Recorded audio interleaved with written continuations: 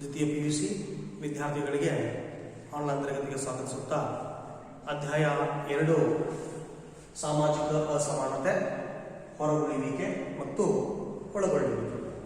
ಈ ಒಂದು ಅಧ್ಯಾಯದಲ್ಲಿ ಬರುವಂತಹ ಪ್ರಮುಖ ವಿಷಯ ಸಾಮಾಜಿಕ ಅಸಮಾನತೆ. ಆತ್ಮೀಯ ವಿದ್ಯಾರ್ಥಿ ಮಿತ್ರರೇ, ನಾವು ಯಾವುದೇ ಒಂದು ಸಮಾಜವನ್ನು ತಗೊಂಡಾಗ ಆ ಸಮಾಜದಲ್ಲಿ ಕಂಡುಬರುವಂತಹ ಯಾವುದೇ ವ್ಯಕ್ತಿಗಳಾಗಿರ್ಬೋದು, ಜನಸಮೂಹಗಳಾಗಿರ್ಬೋದು, ಏನಪ್ಪ ಅಂದ್ರೆ ಸಮಾನವಾಗಿ ಕಂಡು ಬರಕ್ಕೆಪ್ಪ ಅಂದ್ರೆ ಸಾಧ್ಯನಾಗಂಗಿಲ್ಲ ಅಂತ ಹೇಳ್ತಾ ಹೋಗ್ತೀವಿ. ಅವರು ಹಲವಾರು ದೃಷ್ಟಿಯಿಂದ ನೋಡ್ತಾ ಹೋದ್ರೆ ಏನಾಗಿರ್ಬೇಕಪ್ಪ ಅಂದ್ರೆ ಹಲವಾರು ದೃಷ್ಟಿ ನೋಡ್ತಾ ಹೋದ್ರೆ ಅವರು ಅಸಮಾನ ರೂಪದಲ್ಲಿ ಕಂಡು ಬರ್ತಾರ ಅಂತ ಹೇಳ್ತಾ ಹೋಗ್ತೀವಿ. ಹಾಗಾದ್ರೆ ಸಾಮಾಜಿಕ ಅಸಮಾನತೆ ಅಂತಂದ್ರೆ ಏನಾಗಿರುವಂತ ಸಾಮಾಜಿಕ ಅಸಮಾನತೆ ನಾವು ತಗೊಂಡಾಗ ಸಮಾಜದ ಸಂಪನ್ಮೂಲಗಳಾದಂತಹ ಅಂದ್ರೆ ಪ್ರತಿಯೊಂದು ನಾವು ಸಮಾಜವನ್ನು ತಗೊಂಡ್ರೆ ಆ ಸಮಾಜದಲ್ಲಿ ಕಂಡುಬರುವಂತಹ ಸಂಪನ್ಮೂಲಗಳಾದಂತಹ ಹಣ, ಆಸ್ತಿ, ಶಿಕ್ಷಣ, ಆರೋಗ್ಯ ಮತ್ತು ಅಧಿಕಾರ, ಇವುಗಳನ್ನ ಕೆಲವು ಜನರು ಪಡೆದುಕೊಂಡಿದ್ದರೆ ಇಂಥವುಗಳಿಂದ ಕೆಲವು ಜನರು ಏನಾಗಿರಪ್ಪ ಅಂದ್ರೆ ವಂಚಿತರಾಗಿರ್ತಾರ ಅಂತ ಹೇಳ್ತಾ ಹೋಗ್ತೀವಿ. ಇಂತಹ ಒಂದು ವ್ಯವಸ್ಥೆ ಏನಾಗಿರ್ತಾ ಹೋಗ್ತೀವಿ ಅಂದ್ರೆ ಸಾಮಾಜಿಕ ಅಸಮಾನತೆ ಅಂತ ಕರಿತೀವಿ ಅಂತ ಹೇಳ್ತಾ ಹೋಗ್ಬೋದು. ಅಂದ್ರೆ ಸಮಾಜದಲ್ಲಿ ಕಂಡುಬರುವಂತಹ ವ್ಯಕ್ತಿಗಳಿರ್ಬೋದು, ಜನಸಮೂಹಗಳಿರ್ಬೋದು, ಹಣ, ಆಸ್ತಿ, ಶಿಕ್ಷಣ, ಆರೋಗ್ಯ ಮತ್ತು ಅಧಿಕಾರ, ಇವುಗಳನ್ನ ಕೆಲವು ಜನರು ಪಡೆದುಕೊಂಡಿರ್ತಾರ. ಆದ್ರೆ ಇಂಥವುಗಳಿಂದ ಕೆಲವು ಜನರು ಏನಿರಪ್ಪ ಅಂದ್ರೆ ವಂಚಿತರಾಗಿರ್ತಾರ. ಇಂತಹ ಒಂದು ವ್ಯವಸ್ಥೆ ಏನಕ್ಕಿರ್ಬೋದಪ್ಪ ಅಂದ್ರೆ ನಾವು ಸಾಮಾಜಿಕ ಅಸಮಾನತೆಯನ್ನು ಕರಿತೀವಿ ಅಂತ ಹೇಳ್ತಾ ಹೋಗ್ತೀವಿ. ಅಂತಹ ಸಾಮಾಜಿಕ ಸಂಪನ್ಮೂಲಗಳನ್ನ ಪ್ರಮುಖವಾಗಿ ಮಾಡ್ತಾ ಹೋಗ್ತೀವಿ ಅಂದ್ರೆ ನಾವು 3 ರೀತಿಯಲ್ಲಿ ನಾವು ವಿಂಗಡಣೆ ಮಾಡ್ಕೊಂತ ಹೋಗ್ತೀವಿ. ಸಾಮಾಜಿಕ ಸಂಪನ್ಮೂಲಗಳನ್ನ 3 ರೀತಿಯಲ್ಲಿ ಮಾಡ್ತಾ ಹೋಗ್ತೀವಿ, ನಾವು ವಿಂಗಡಣೆ ಮಾಡ್ತೀವಿ ಅಂತ ಹೇಳ್ತಾ ಹೋಗ್ತೀವಿ. ಹಾಗಾದ್ರೆ ಏನ್ ಬರುವಂತದ್ದು ಒಂದ್ ಏನಪ್ಪಾ ಅಂತಂದ್ರೆ ಆದಾಯದ ರೂಪದಲ್ಲಿ ಕಂಡುಬರುವಂತಹ ಆರ್ಥಿಕ ಬಂಡವಾಳ ಮತ್ತು ಶೈಕ್ಷಣಿಕ ಬಂಡವಾಳ. ನಾವು ಸಾಮಾಜಿಕ ಸಂಪನ್ಮೂಲಗಳನ್ನ ಪ್ರಮುಖವಾಗಿ ಮಾಡ್ತಾ ಹೋಗ್ತೀವಿ ಅಂದ್ರೆ 3 ರೀತಿಯಿಂದ ನಾವು ವಿಂಗಡಣೆ ಮಾಡ್ಕೊಳ್ತಾ ಹೋಗ್ತೀವಿ. ಒಂದು ಬರುವಂತದ್ದು ಏನಪ್ಪಾ ಅಂದ್ರೆ ಆದಾಯದ ರೂಪದಲ್ಲಿ ಕಂಡುಬರುವಂತಹ ಆರ್ಥಿಕ ಬಂಡವಾಳ ಮತ್ತು ಅದರಲ್ಲಿ ಕಂಡುಬರುವಂತದ್ದು ಶೈಕ್ಷಣಿಕ ಬಂಡವಾಳ. ಇನ್ನು ಎರಡನೇ ಬರುವಂತದ್ದು ಯಾವುದು? ಅಂತಸ್ತನ್ನು ಒಳಗೊಂಡಿರುವಂತಹ ಸಾಂಸ್ಕೃತಿಕ ಬಂಡವಾಳ ಮತ್ತು ಸಂಪರ್ಕ ಜಾಲಗಳು. ಇನ್ನು ಮೂರನೇ ಬರುವಂತದ್ದು ಏನಪ್ಪಾ ಅಂತಂದ್ರೆ ಸಾಮಾಜಿಕ ಬಂಡವಾಳ ಅಂತ ನಾವು ಗುರುತಿಸ್ತಾ ಹೋಗ್ತೀವಿ. ಈ 3 ಸಂಪನ್ಮೂಲಗಳು ಏನಪ್ಪ ಅಂದ್ರೆ ಒಂದಕ್ಕೊಂದು ಆಧಾರಗಳಾಗಿದಾವ, ಅವಲಂಬಿತಗಳಾಗಿದಾವ ಅಂತ ಹೇಳ್ತಾ ಹೋಗ್ತೀವಿ. ಅಷ್ಟೇ ಅಲ್ಲದೆ ಈ 3 ಸಂಪನ್ಮೂಲಗಳು ಒಂದು ರೂಪದಿಂದ ಇನ್ನೊಂದು ರೂಪವನ್ನು ಪಡ್ಕೊಳ್ತಾವ ಅಂತ ಹೇಳ್ತಾ ಹೋಗ್ತೀವಿ. ಅಂತದಕ್ಕೆ ನಾವು ಉದಾಹರಣೆಯನ್ನು ತಗೊಂಡಾಗ ಬರುವಂತದ್ದು ಏನಪ್ಪಾ ಅಂತಂದ್ರೆ ಒಂದು ಶ್ರೀಮಂತ ಕುಟುಂಬದ ವ್ಯಕ್ತಿ ಅಂತ ಏನು ಬರುವಂತದಪ್ಪ ಅಂದ್ರೆ ಆರ್ಥಿಕ ಬಂಡವಾಳ. ಒಬ್ಬ ಶ್ರೀಮಂತ ಕುಟುಂಬದ ವ್ಯಕ್ತಿ ಏನ್ ಮಾಡಬಹುದಪ್ಪ ಅಂತಂದ್ರೆ ದುಬಾರಿ ಶಿಕ್ಷಣವನ್ನು ಪಡ್ಕೊಳ್ಬಹುದು. ಅಂದ್ರೆ ಎಲ್ಲಾ ವ್ಯಕ್ತಿಗಳಿಗಿಂತಲೂ ಕೂಡ, ಬಡ ವ್ಯಕ್ತಿಗಳಿಗಿಂತಲೂ ಕೂಡ ಶ್ರೀಮಂತ ಕುಟುಂಬದಲ್ಲಿ ಹುಟ್ಟಿದಂತ ವ್ಯಕ್ತಿ ಉನ್ನತವಾದಂತದ್ದನ್ನ ಅಥವಾ ದುಬಾರಿವಾದಂತಹ ಒಂದು ಶಿಕ್ಷಣವನ್ನು ಪಡ್ಕೊಳ್ಳೋಕೆ ಅವನು ಸಮರ್ಥತೆಯನ್ನು ಪಡ್ಕೊಂಡಿರ್ತಾನ ಅಂತ ಹೇಳ್ತಾ ಹೋಗ್ತೀವಿ. ಹೀಗಾಗಿ ಈ ಸಂಪನ್ಮೂಲಗಳೇನದಾವೋ, ಈ ಬಂಡವಾಳಗಳೇನದಾವೋ, ಆರ್ಥಿಕ ಬಂಡವಾಳ, ಶೈಕ್ಷಣಿಕ ಬಂಡವಾಳ, ಸಾಮಾಜಿಕ ಬಂಡವಾಳ ಇವೇನದಾವೋ, ಇವು ಒಂದು ರೂಪದಿಂದ ಇನ್ನೊಂದು ರೂಪವನ್ನು ಪಡ್ಕೊಳ್ಳೋಕೆ ಇವು ಸಹಾಯಕಾರಿ ಆಗುತ್ತೆ ಅಂತ ಹೇಳ್ತಾ ಹೋಗ್ತೀವಿ. ಅಂದ್ರೆ ಯಾರು ಶ್ರೀಮಂತ ಕುಟುಂಬದಲ್ಲಿ ಇದ್ದಂತಹ ವ್ಯಕ್ತಿ ಏನ್ ಮಾಡ್ಕೊಳ್ಬಹುದಪ್ಪ ಅಂದ್ರೆ ದುಬಾರಿ ಶಿಕ್ಷಣವನ್ನು ಪಡ್ಕೊಳ್ಬಹುದು. ಅಂದ್ರೆ ಇದು ಒಂದು ರೂಪದಿಂದ ಇನ್ನೊಂದು ರೂಪಕ್ಕೆ ಬದಲಾವಣೆ ಆಗ್ತದೆ. ಅಂದ್ರೆ ಏನು? ಶ್ರೀಮಂತನಾಗಿರೋದ್ರಿಂದಾಗಿ ಉನ್ನತ ಶಿಕ್ಷಣವನ್ನು ಪಡ್ಕೊಳ್ಬಹುದು. ಅಂದ್ರೆ ಶೈಕ್ಷಣಿಕ ಬಂಡವಾಳ ಪಡ್ಕೊಳ್ಳೋಕೆ ಸಾಧ್ಯ ಆಗ್ತದೆ ಅಂತ ಹೇಳ್ತಾ ಹೋಗ್ತೀವಿ. ಅಂದ್ರೆ ಶ್ರೀಮಂತ ಕುಟುಂಬದಲ್ಲಿ ಇದ್ದಂತಹ ವ್ಯಕ್ತಿ ದುಬಾರಿ ಶಿಕ್ಷಣವನ್ನು ಪಡ್ಕೊಳ್ಳಬಹುದು ಮತ್ತು ಸಾಂಸ್ಕೃತಿಕ ಮತ್ತು ಸಾಮಾಜಿಕ ಬಂಡವಾಳವನ್ನು ಪಡೆಯಬೇಕು ಅಂದ್ರೆ ಅವನು ಸಂಪೂರ್ಣವಾಗಿ ಸಮರ್ಥತೆಯನ್ನ ಹೊಂದಿರ್ತಾನ ಅಂತ ಹೇಳ್ತಾ ಹೋಗ್ತೀವಿ. ಅಷ್ಟೇ ಅಲ್ಲದೆ ಅವನೇನ್ ಮಾಡಬಹುದಪ್ಪ ಅಂತಂದ್ರೆ ಪ್ರಭಾವಿ ಸಂಬಂಧಿಕರಾಗಿರ್ಬೋದು ಅಥವಾ ಸ್ನೇಹಿತರಾಗಿರ್ಬೋದು, ಇವರ ಉನ್ನತವಾದಂತಹ ಸಲಹೆ ಆಗಿರ್ಬೋದು, ಶಿಫಾರಸು ಆಗಿರ್ಬೋದು, ಇವುಗಳ ಮುಖಾಂತರ ಏನ್ ಮಾಡ್ಕೊಳ್ಬಹುದಪ್ಪ ಅಂತಂದ್ರೆ ಆದಾಯವನ್ನು ತರಬಲ್ಲಂತಹ ಉದ್ಯೋಗವನ್ನು ಪಡ್ಕೊಳ್ಬಹುದು ಅಥವಾ ನೌಕರಿಯನ್ನು ಪಡ್ಕೊಳ್ಳೋಕೆ ಕೂಡ ಏನಪ್ಪ ಅಂದ್ರೆ ಸಾಧ್ಯ ಆಗ್ತೈತಿ ಅಂತ ಹೇಳ್ತಾ ಹೋಗ್ತೀವಿ.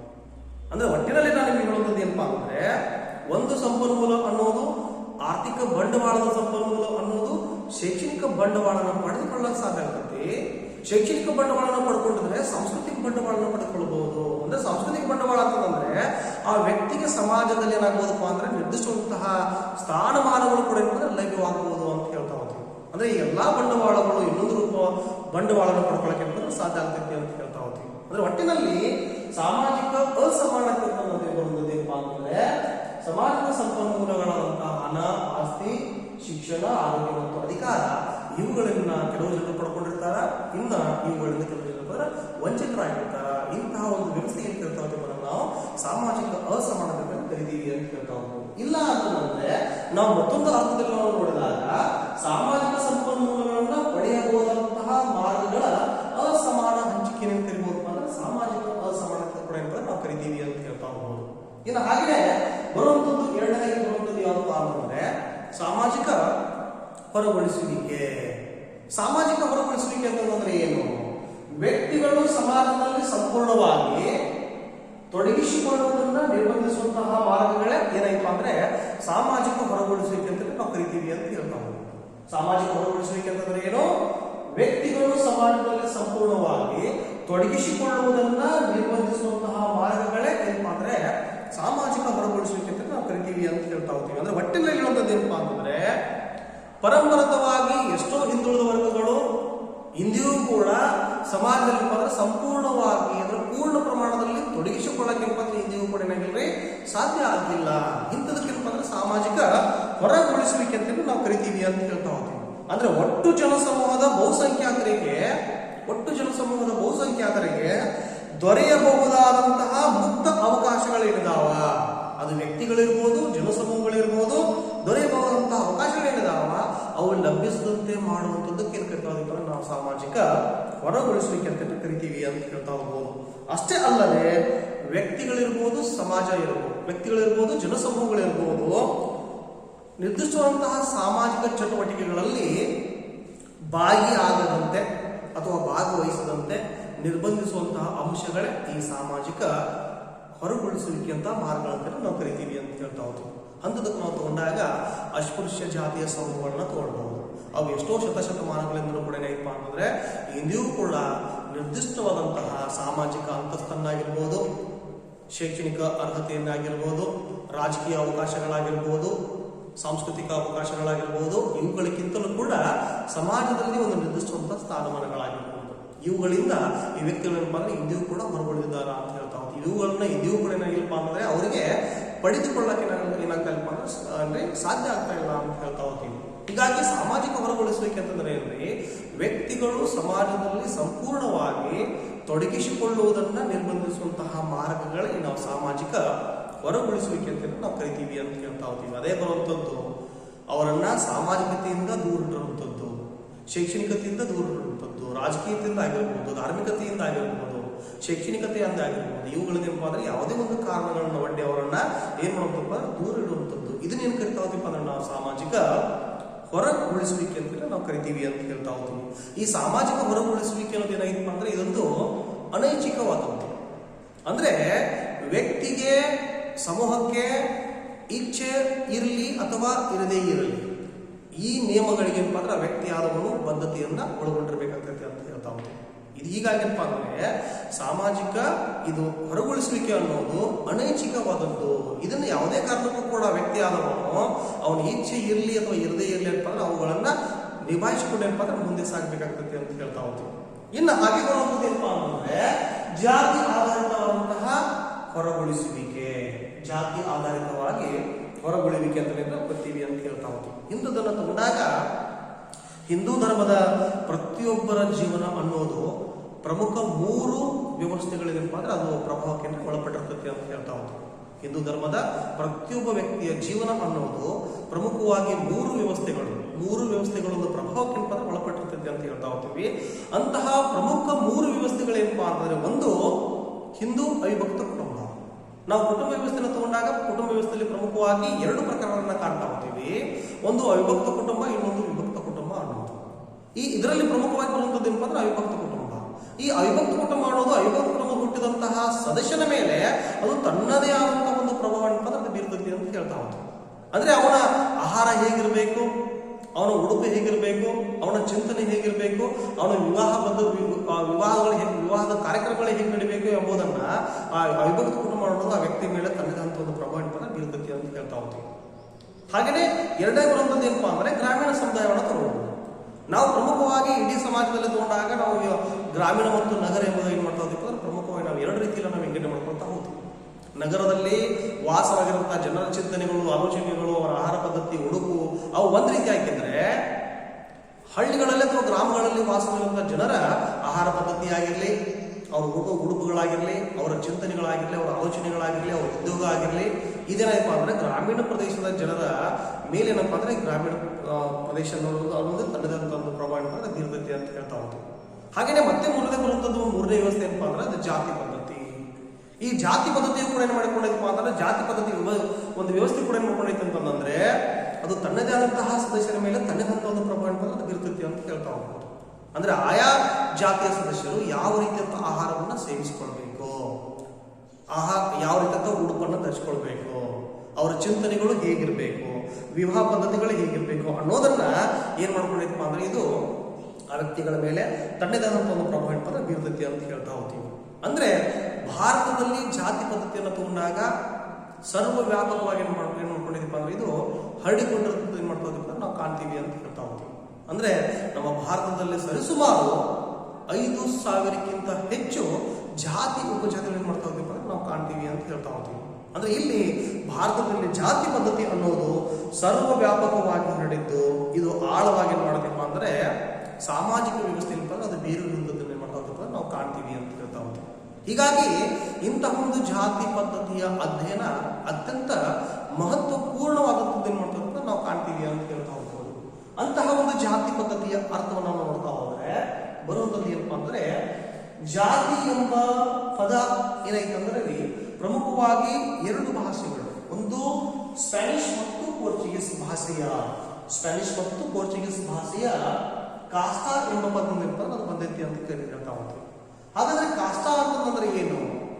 ಅನುವಂಶೀಯತೆ, ತಳಿ ಅಥವಾ ಜನಾಂಗ ಎಂದರ್ಥವನ್ನು ನೋಡಿದಪ್ಪ ಅಂದ್ರೆ ಇದು ಒಳಗೊಂಡೈತಿ ಅಂತ ಹೇಳ್ತಾ ಹೋಗ್ತೀವಿ. ಅಂದ್ರೆ ಜಾತಿ ಎಂಬ ಪದ ಪ್ರಮುಖವಾಗಿ ಎರಡು ಭಾಷೆಗಳಿಂದ ಉತ್ಪತ್ತಿಯಾಗಿರುವಂಥದ್ದು, ಒಂದು ಸ್ಪ್ಯಾನಿಷ್ ಭಾಷೆ, ಇನ್ನೊಂದು ಪೋರ್ಚುಗೀಸ್ ಭಾಷೆ. ಈ ಸ್ಪ್ಯಾನಿಷ್ ಮತ್ತು ಪೋರ್ಚುಗೀಸ್ ಭಾಷೆಯಲ್ಲಿ ಕಾಸ್ಟ್ ಅಂದರೆ ಕಾಸ್ಟಾ ಎಂಬ ಪದದಿಂದ ಬಂದಂಥದ್ದು. ಕಾಸ್ಟಾ ಅಂತಂದ್ರೆ ಏನು? ಅನುವಂಶೀಯತೆ, ತಳಿ ಅಥವಾ ಜನಾಂಗ ಎಂದರ್ಥವನ್ನು ಮಾಡ್ಕೊಂಡಿದ್ಪ ಅಂದ್ರೆ ಇದು ಬಂದೈತಿ ಅಂತ ಹೇಳ್ತಾ ಹೋಗ್ತೀವಿ. ಇಂತಹ ಜಾತಿ ವ್ಯವಸ್ಥೆಯ ಬಗ್ಗೆ ಹಲವಾರು ರೀತಿಯಂತಹ ಸಮಾಜಶಾಸ್ತ್ರಜ್ಞರು ಏನಪ್ಪ ಅಂದ್ರೆ ತಮ್ಮದೇ ಆದಂತಹ ಹಲವು ವ್ಯಾಖ್ಯೆಗಳನ್ನ ಏನ್ ಮಾಡ್ತಾರಪ್ಪ ಅಂದ್ರೆ ನೀಡಿದಾರ ಅಂತ ಹೇಳ್ತಾ ಹೋಗ್ತೀವಿ. ಅಂತಹ ಒಂದು ವ್ಯಾಖ್ಯೆಗಳನ್ನು ತಗೊಂಡಾಗ ಬರುವಂಥದ್ದು ಯಾರಪ್ಪ ಅಂದ್ರೆ ಒಬ್ಬ ಶ್ರೇಷ್ಠ ಸಮಾಜಶಾಸ್ತ್ರಜ್ಞರಾಗಿರುವಂತಹ ಹರ್ಬರ್ಟ್ ರಿಸ್ಲೆ ಅವರು ತಮ್ಮ ಸುಪ್ರಸಿದ್ಧ ಗ್ರಂಥವಾದಂತಹ ಪೀಪಲ್ ಆಫ್ ಇಂಡಿಯಾ ಎಂಬ ಒಂದು ಕೃತಿಯಲ್ಲಿ ಜಾತಿ ಅಂತಂದ್ರೆ ಏನು ಎಂಬುದನ್ನ ತಮ್ಮದೇ ಆದಂತಹ ಒಂದು ವ್ಯಾಖ್ಯಾನಗಳ ಮುಖಾಂತರ ತಿಳಿಸಿಕೊಟ್ಟಿದ್ದಾರೆ ಅಂತ ಹೇಳ್ತಾ ಹೋಗ್ತೀವಿ. ಇವರ ಪ್ರಕಾರ ಜಾತಿ ಅಂತಂದ್ರೆ ಸಾಮಾನ್ಯ ಹೆಸರು. ಪ್ರತಿಯೊಂದು ನಾವು ಜಾತಿಗಳನ್ನು ತಗೊಂಡಾಗ ಈಗ ಆಲ್ರೆಡಿ ಹೇಳಿದ ನಿಮಗೆ ಏನಪ್ಪಾ ಅಂದ್ರೆ ನಮ್ಮ ಭಾರತದಲ್ಲಿ ಸರಿಸುಮಾರು 5,000ಕ್ಕಿಂತ ಹೆಚ್ಚು ಜಾತಿ ಉಪಜಾತಿಗಳನ್ನ ಕಾಣ್ತಾ ಹೋಗ್ತೀವಿ. ಅಂದ್ರೆ ಭಾರತದಲ್ಲಿ ಕಂಡು ಬರುವಂತಹ ಎಷ್ಟು ಜನಸಮೂಹ ಇದೆಯೋ, ಜನಸಂಖ್ಯೆ ಇದೆಯೋ ಅವೆಲ್ಲವೂ ಕೂಡ ಏನಪ್ಪ ಅಂದ್ರೆ ಬೇರೆ ಬೇರೆ ಜಾತಿಗಳಲ್ಲಿ ಹಂಚಿಕೆಯಾಗಿರುವಂಥದ್ದನ್ನ ಕಾಣ್ತೀವಿ ಅಂತ ಹೇಳ್ತಾ ಹೋಗ್ತೀವಿ. ಅಂದ್ರೆ ಪ್ರತಿಯೊಂದು ಜಾತಿಗೆ ಅದರದೇ ಆದಂತಹ ಹೆಸರು. ಅಂದ್ರೆ ಸಾಮಾನ್ಯ ಹೆಸರು ಪುರಾಣ ಪುರುಷನೊಬ್ಬನ ವಂಶಾವಳಿಯ ಆಧಾರ. ಅಂದ್ರೆ ನಮ್ಮ ಉದಾಹರಣೆ ತಗೊಂಡಾಗ ನಮ್ಮ ಜಾತಿನ ತಗೊಂಡು ಜಾತಿಯ ನಮ್ಮ ತಂದೆ, ನಮ್ಮ ತಾತ, ಮುತ್ತಾತ, ಹೀಗೆ ಪುರಾಣ ಪುರುಷನೊಬ್ಬನ ವಂಶಾವಳಿ. ಹಾಗೇನೆ ಒಂದೇ ವೃತ್ತಿಯನ್ನ ಕೈಕೊಳ್ಳುವಂತಹ ಏಕರೂಪಿಯ ಸಮುದಾಯವೇ ಏನಪ್ಪಾ ಅಂದ್ರೆ ಜಾತಿ ಎಂಬುದಾಗಿ ಹರ್ಬರ್ಟ್ ರಿಸ್ಲೆ ಅವರು ಗುರುತಿಸಿದಾರ ಅಂತ ಹೇಳ್ತಾ ಹೋಗ್ತೀವಿ. ಅಂದ್ರೆ ಹರ್ಬರ್ಟ್ ರಿಸ್ಲೆ ಅವರು ಪೀಪಲ್ ಆಫ್ ಇಂಡಿಯಾ ಎಂಬ ಒಂದು ಕೃತಿಯಲ್ಲಿ ಜಾತಿ ಅಂತಂದ್ರೆ ಸಾಮಾನ್ಯ ಹೆಸರು, ಪುರಾಣ ಪುರುಷನ ವಂಶಾವಳಿಯ ಆಧಾರ, ಒಂದೇ ವೃತ್ತಿಯನ್ನು ಕೈಗೊಳ್ಳುವಂತಹ ಏಕರೂಪಿಯ ಸಮುದಾಯವೇ ಏನಪ್ಪಾ ಅಂದ್ರೆ ಜಾತಿ ಅಂತ ಕರೆದಿದ್ದಾರ ಅಂತ ಹೇಳ್ತಾ ಹೋಗ್ತೀವಿ. ಇನ್ನು ಹಾಗೆಯೇ ಬರುವಂಥದ್ದು ಎರಡನೇ ಬರುವಂಥದ್ದು ಯಾವಪ್ಪ ಅಂದ್ರೆ ಎಸ್ ವಿ ಕೇತ್ಕರ್ ಅವರ ಪ್ರಕಾರ ಜಾತಿ ಅಂತಂದ್ರೆ ಏನು? ಎಸ್ ವಿ ಕೇತ್ಕರ್ ಅವರ ಪ್ರಕಾರ ತಮ್ಮ ಸುಪ್ರಸಿದ್ಧ ಗ್ರಂಥವಾದಂತಹ ಹಿಸ್ಟರಿ ಕಾಸ್ಟ್ ಇನ್ ಇಂಡಿಯಾ ಎಂಬ ಒಂದು ಕೃತಿಯೊಳಗೆ ಏನ್ ಮಾಡ್ತಾರಪ್ಪ ಅಂತಂದ್ರೆ history of cost in India ಎಂಬ ಕೃತಿಯೊಳಗೆ ಏನ್ ಮಾಡ್ತಾರ ಅಂತಂದ್ರೆ ಪ್ರಮುಖವಾಗಿ ಜಾತಿ ಅನ್ನೋದು 2 ಲಕ್ಷಣಗಳನ್ನು ಒಳಗೊಂಡಿದೆ ಅಂತ ಹೇಳ್ತಾರೆ. ಹಾಗಾದ್ರೆ 2 ಲಕ್ಷಣಗಳೇನು? ಅವರ ಪ್ರಕಾರ ಏನಪ್ಪಾ ಅಂದ್ರೆ ಒಂದು ಸದಸ್ಯತ್ವವು ಹುಟ್ಟಿನಿಂದ ಬಂದಂಥದ್ದು. ಸದಸ್ಯತ್ವ ಅನ್ನೋದಂತ ಹೇಳ್ರಿ ಹುಟ್ಟಿನಿಂದ ಬಂದಂಥದ್ದು. ಹೀಗಾಗಿ ಜಾತಿ ಪದ್ಧತಿ ಅನ್ನೋದು ಏನಪ್ಪಾ ಅಂದ್ರೆ ಅದು ಜನ್ಮದತ್ತವಾದಂಥದ್ದು. ಜನ್ಮದತ್ತವಾದಂಥದ್ದಲ್ಲ. ಅದೇನಪ್ಪ ಅಂದ್ರೆ ನಮ್ಮ ಹುಟ್ಟಿನಿಂದ ಬಂದಂಥದ್ದು. ಯಾವಾಗ ನಾವು ಯಾವ ವ್ಯಕ್ತಿಯ ಯಾವ ಜಾತಿಯ ವ್ಯಕ್ತಿಗೆ ನಾವು ಜನಿಸ್ತೀವೋ ಅಲ್ಲಿ ಅಂತ ಹೇಳಿದ್ರೆ ಆ ಜಾತಿ ನಮಗೇನಪ್ಪ ಅಂದ್ರೆ ಅದು ಸದಸ್ಯತ್ವವನ್ನು ಪಡ್ಕೊಳ್ತೀವಿ ಅಂತ ಹೇಳ್ತಾ ಹೋಗ್ತೀವಿ. ಹೀಗಾಗಿ ಎಸ್ ವಿ ಕೆತ್ತನವರ ಪ್ರಕಾರ ಏನಪ್ಪ ಅಂತಂದ್ರೆ ಸದಸ್ಯತ್ವ ಅನ್ನೋದು ಹುಟ್ಟಿನಿಂದ ಬಂದಂಥದ್ದು.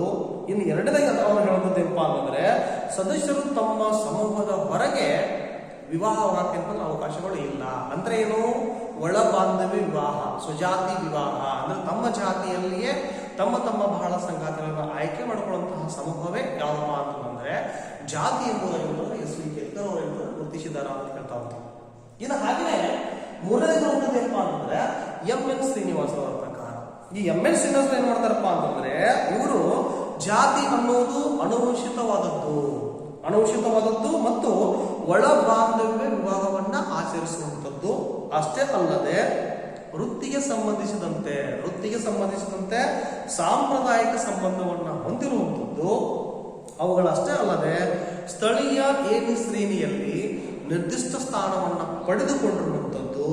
ಹಾಗೆಯೇ ಜಾತಿಗಳ ನಡುವೆ ಶುದ್ಧ ಮತ್ತು ಅಶುದ್ಧ ಎಂಬ ಪರಿಕಲ್ಪನೆಗಳನ್ನ ಒಳಗೊಂಡಿರುವಂಥದ್ದೇ ಅವ್ರೇನು ಕರೆದಿದ್ದಾರಪ್ಪ ಅಂದ್ರೆ ಜಾತಿ ಎಂಬುದಾಗಿ ಕರೆದಿದ್ದಾರ ಅಂತ ಹೇಳ್ತಾ ಹೋಗ್ತೀವಿ. ಅವುಗಳಷ್ಟೇ ಅಲ್ಲದೆ ಸ್ವಜಾತಿಗಳಲ್ಲಿಯ ಸಹಭೋಜನೆಯನ್ನ ಅನುಸರಿಸಿಕೊಳ್ಬೇಕು ಅನ್ನೋದೇ ಏನಪ್ಪಾ ಅಂದ್ರೆ ಜಾತಿ ಎಂಬುದಾಗಿ ಯಾರು ವ್ಯಾಖ್ಯಾನಿಸಿದ್ದಾರೆ? ಎಂ ಎನ್ ಶ್ರೀನಿವಾಸ ಅಂತ ವ್ಯಾಖ್ಯಾನಿಸಿದಾರ ಅಂತ ಹೇಳ್ತಾ ಹೋಗ್ತೀವಿ. ಅವರ ಪ್ರಕಾರ ಜಾತಿ ಅನುಚಿತವಾದದ್ದು, ಒಳ ಬಾಂಧವ್ಯ ವಿವಾಹ ಪದ್ಧತಿಯನ್ನ ಹೊಂದಿರುವಂಥದ್ದು. ಅಷ್ಟೇ ಅಲ್ಲದೆ ವೃತ್ತಿಗೆ ಸಂಬಂಧಿಸಿದಂತಹ ಸಾಂಪ್ರದಾಯಿಕ ಸಂಬಂಧಗಳನ್ನು ಒಳಗೊಂಡಿರುವಂಥದ್ದು. ಹಾಗೆಯೇ ಒಂದು ಸ್ಥಳೀಯ ಶ್ರೇಣಿಯಲ್ಲಿ ನಿರ್ದಿಷ್ಟವಾದಂತಹ ಸ್ಥಾನವನ್ನ ಪಡೆದುಕೊಂಡಿರುವಂಥದ್ದು. ಹಾಗೆಯೇ ಮತ್ತೇನಪ್ಪಾ ಅಂದ್ರೆ ಸ್ವಜಾತಿಯಲ್ಲಿ ಸಹಭೋಜನಕ್ಕೆ ಅವಕಾಶವನ್ನ ಮಾಡಿಕೊಡುವಂಥದ್ದು ಯಾವುದಿದೆಯೋ ಅಂತದಕ್ಕೆ ಅವ್ರು ಏನಪ್ಪ ಅಂದ್ರೆ ಜಾತಿ ಅಂತ ಕರೆದಿದ್ದಾರ ಅಂತ ಹೇಳ್ತಾ ಹೋಗ್ತೀವಿ. ಇನ್ನು ಕೊನೆಗೆ ಬರುವಂಥದ್ದು ಯಾವಪ್ಪ ಅಂತಂದ್ರೆ ಜೆ ಎಚ್ ಹರ್ಟನ್ ಅವರು ತಮ್ಮ ಸುಪ್ರಸಿದ್ಧ ಗ್ರಂಥವಾದಂತಹ ಕಾಸ್ಟ್ ಇನ್ ಇಂಡಿಯಾ ಎಂಬ ಒಂದು ಕೃತಿಯಲ್ಲಿ ಅವ್ರೇನ್ ಹೇಳ್ತಾರಪ್ಪ ಅಂತಂದ್ರೆ ಅವರ ಪ್ರಕಾರ ಜಾತಿ ಅನ್ನೋದು ಒಳ ಬಾಂಧವ್ಯ ವಿವಾಹದ ಪ್ರಮುಖ ಲಕ್ಷಣವನ್ನ ಹೊಂದೈತಿ ಅಂತ ಹೇಳ್ತಾ ಹೋಗ್ತಾರೆ. ಅಂದ್ರೆ ಇಲ್ಲೂ ಕೂಡ ಜಾತಿ ಅನ್ನೋದು ಒಳ ಬಾಂಧವ್ಯ ವಿವಾಹ ಪದ್ಧತಿಯನ್ನು ಹೊಂದಿರುವಂಥದ್ದು. ಅಂದ್ರೆ ಇಲ್ಲಿ ಯಾವುದೇ ಕಾರಣಕ್ಕೂ ಕೂಡ ಸ್ವಜಾತಿಯನ್ನ ಬಿಟ್ಟು ಬೇರೆ ಜಾತಿಯ ಸ್ತ್ರೀ ಪುರುಷರನ್ನ ತಮ್ಮ ಬಹಳ ಸಂಗಾತಿಗಳನ್ನ ಮಾಡ್ಕೊಳ್ಳೋಕ್ಕಿಂತ ಅವಕಾಶಗಳಿಲ್ಲ. ಅಂದ್ರೆ ಇಲ್ಲಿ ಒಳ ಬಾಂಧವ್ಯ ಪದ್ಧತಿ ಅಥವಾ ಸ್ವಜಾತಿಯಲ್ಲಿ ತಮ್ಮ ಬಹಳ ಸಂಗಾತಿಗಳನ್ನ ಆಯ್ಕೆ ಮಾಡಿಕೊಳ್ಳುವುದು ಎಂಬುದೇ ಪದ ಇದೇ ಒಂದು ಜಾತಿ ಕರೆದಿದ್ದಾರ ಅಂತ ಹೇಳ್ತಾ ಹೋಗ್ತೀವಿ. ಅವುಗಳಷ್ಟೇ ಅಂತಂದಲ್ಲದೆ ಜಾತಿ ತನ್ನದೇ ಆದಂತಹ ಕೆಲವೊಂದು ನಿರ್ಬಂಧನೆಗಳನ್ನು ಮತ್ತು ನಿಷೇಧಗಳನ್ನು ಒಳಗೊಂಡಿರುವಂತೆ ಜಾತಿ ಪದ್ಧತಿ ಎಂಬುದಾಗಿರ್ಬಂದ್ರೆ ಹರ್ಬರ್ಟ್ ಹೆನ್ರಿ ಜೆ ಎಚ್ ಹರ್ಟನ್ ಅವರು ತಮ್ಮ ಅಭಿಪ್ರಾಯವನ್ನ ವ್ಯಕ್ತಪಡಿಸಿದಾರ ಅಂತ ಹೇಳ್ತಾ ಹೋಗ್ತೀವಿ.